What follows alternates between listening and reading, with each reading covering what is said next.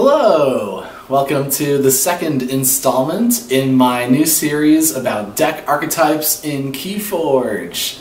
Today we'll be talking about Midrange of the mass mutation variety. In card games, we generally look at decks on a scale of aggro to control, whether the deck is trying to win the game quickly versus stop the other deck from winning and then winning after that. So mid-range is said to be the types of decks that fall in the middle of that range.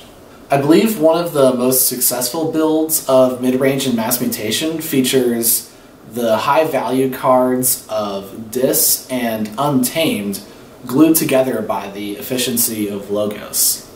In mass mutation, the Dis house improves upon the control we see introduced in Worlds Collide, and Untamed got some great control cards along with a lot of ways to gain Amber quickly.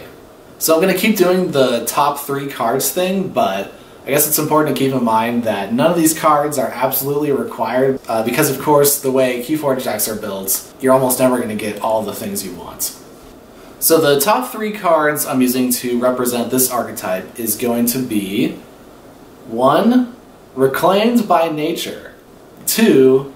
Savage Clash, and 3 is Inference.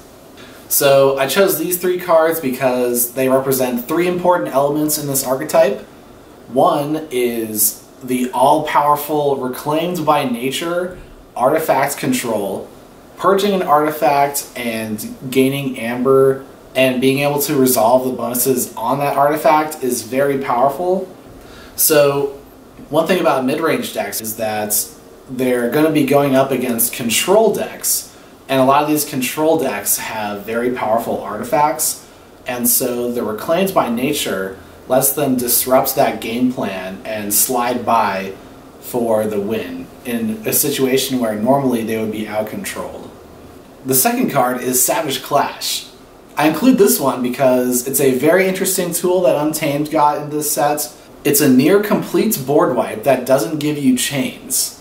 So in contrast to the board and taxes archetype that I talked about in the previous episode, mid-range decks typically aren't as concerned with maintaining a large board presence throughout the game.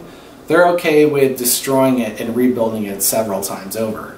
And you're able to do this because, Untamed has the best Amber Burst in the set, so you're not required to have a board of creatures to reap with to get all your Amber.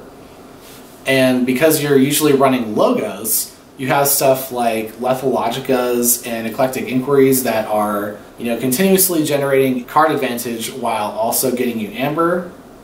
Dis and Untamed in this set also have recursion tools like Grim Reminder, Stirring Grave, and Resurgence, so you can get back your really good creatures like your Pismires and your Infernuses.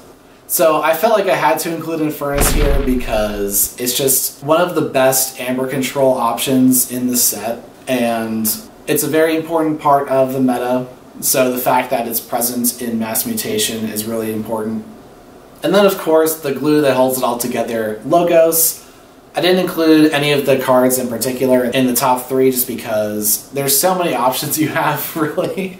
Really the point is that you want to fly through your deck so that you can get to your Amber bonuses and rebuild your board after destroying it and stuff like that.